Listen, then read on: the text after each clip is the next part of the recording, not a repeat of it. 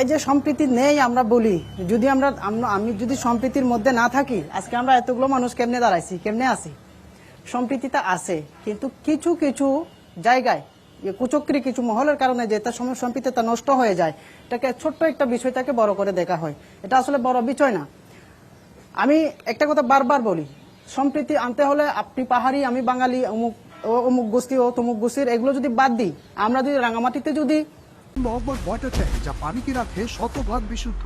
N Mohammad water tank, বিশুদ্ধ পানির bag. শুধুমাত্র মানুষ বসবাস করি, আমরা যদি ঘোষণা দিই যে আমি এখানে পাহাড়ি না, এখানে বাঙালি না, আমরা এখানে সব নাগরিক থাকবো, এখানে বাংলাদেশের নাগরিক থাকবো, তাহলে মনে হয় সম্প্রীতিটা খুব সহজে এখানে প্রতীয়মান হবে। পাশাপাশি এখানে যে সমস্ত রাষ্ট্র কর্তৃক যে বরাদ্দ, নাগরিকদের জন্য রাষ্ট্র কর্তৃক যে বরাদ্দ, সেই বরাদ্দ যদি সুষমভাবে বন্টন হয় প্রত্যেক নাগরিকের জন্য, সেটা পাহাড়ি হোক বাঙালি হোক, যদি পাহাড়ি 5 জন থাকে, বাঙালি 10 জন থাকে, সেম বন্টন, সব সুষম বন্টন যদি করে দেওয়া গেলে, তাহলে মনে হয় আর এখানে সম্প্রীতি নষ্ট হওয়ার ঝুঁকিটা থাকে না।